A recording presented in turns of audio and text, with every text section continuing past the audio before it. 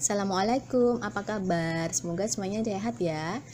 Oke, akan saya lanjutkan materi pendidikan kewarganegaraan untuk kelas 11, masih dari modul 6, stop pelanggaran HAM, yang akan saya bahas kelanjutannya unit 2, hak dan kewajiban asasi untuk semua tanpa kecuali, dengan saya Viniatus Soliha. Hak dan kewajiban. Setiap manusia mempunyai hak dan kewajiban yang sama, maka untuk memperoleh hak kita juga wajib melaksanakan apa yang menjadi kewajiban. Contohnya saat mengendarai kendaraan ya, kita ini harus tahu kewajiban demi keselamatan kita sendiri. Antara lain memiliki SIM, membawa STNK, mengenakan helm, terampil mengendarai kendaraan di jalan raya, tidak menggunakan telepon ketika berkendara, dan sebagainya. Semua kewajiban yang kita lakukan ini adalah untuk menjamin keselamatan kita dan juga pengendara lain. Jika kita mengingkari kewajiban, maka kita juga akan mengalami masalah atau bahkan musibah.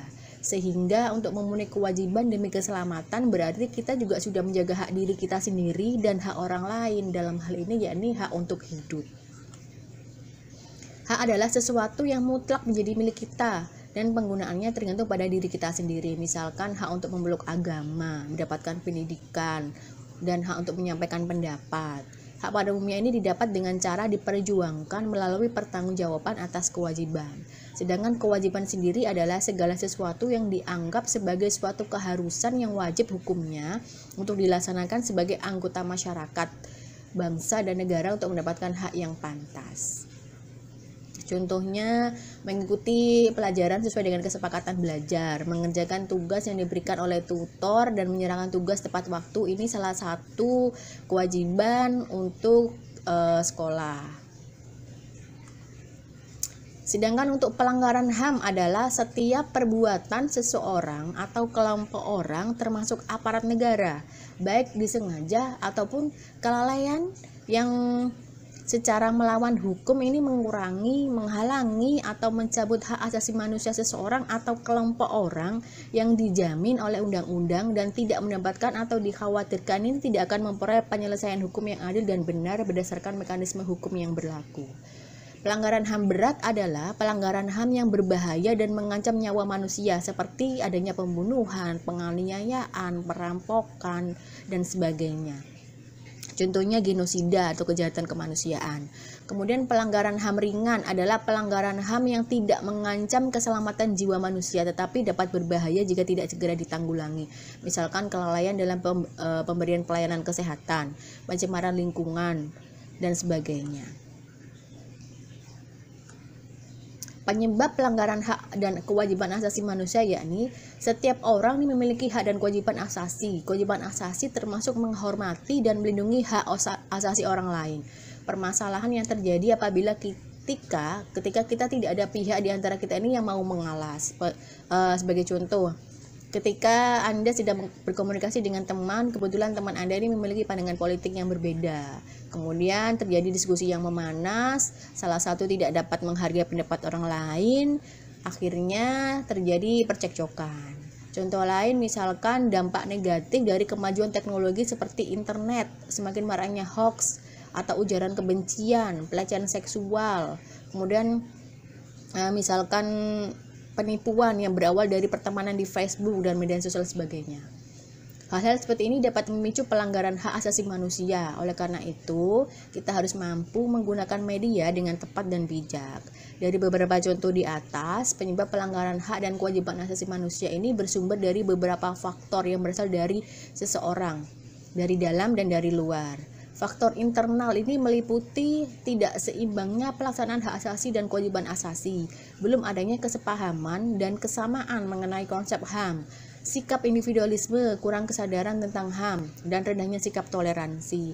Kemudian faktor eksternal ini meliputi lemah dan kurang berfungsinya lembaga-lembaga penegak hukum, penyalahgunaan kekuasaan, penyalahgunaan kemajuan teknologi, kesenjangan sosial, ekonomi, dan sebagainya.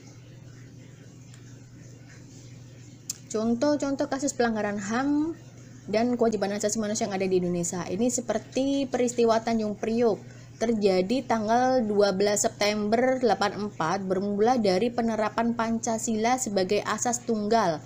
Semua organisasi wajib berasaskan Pancasila, jika tidak sejalan maka dituduh anti Pancasila. Bermula dari tuduhan salah satu ulama yang berdakwah yang dituduh anti Pancasila, sehingga akhirnya ditangkap dan diadili. Dan adanya cekcok antara Babinsa yang meminta warga untuk mencopot spanduk yang dinilai anti Pancasila yang ada di masjid.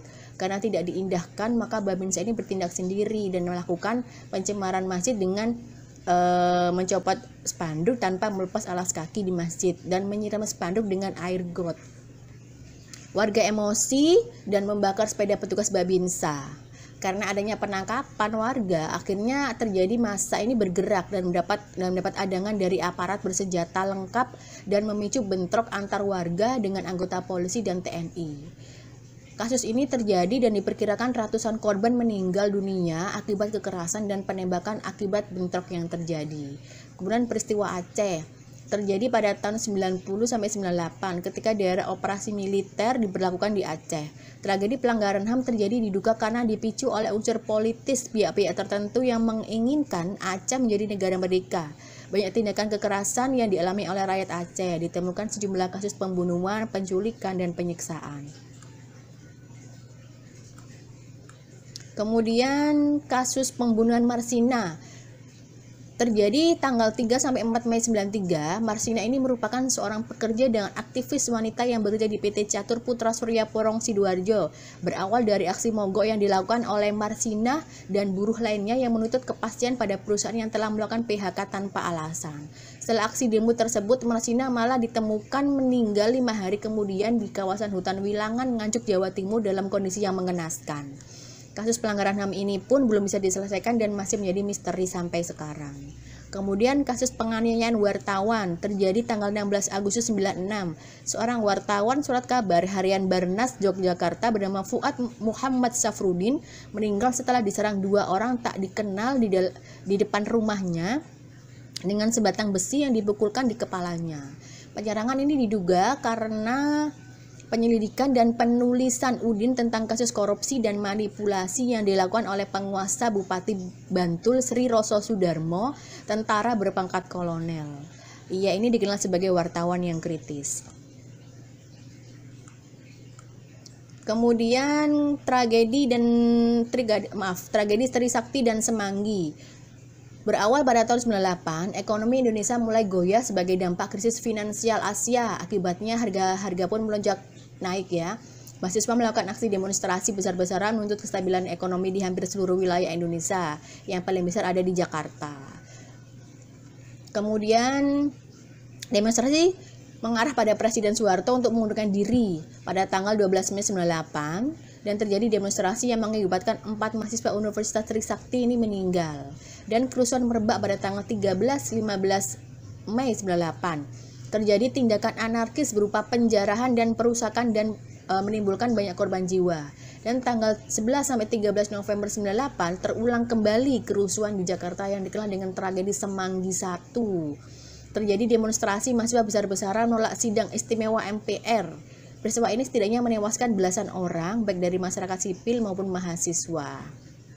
Kemudian terjadi hal yang sama setahun kemudian, yakni tragedi Semanggi 2. Mahasiswa berdemonstrasi menolak undang-undang penanggulangan keadaan bahaya. Tragedi ini pun mengakibatkan jatuhnya korban jiwa dari kalangan mahasiswa. Kemudian ada kasus pembunuhan Munir. Munir Said Talib merupakan aktivis HAM yang pernah menangani kasus-kasus pelanggaran HAM.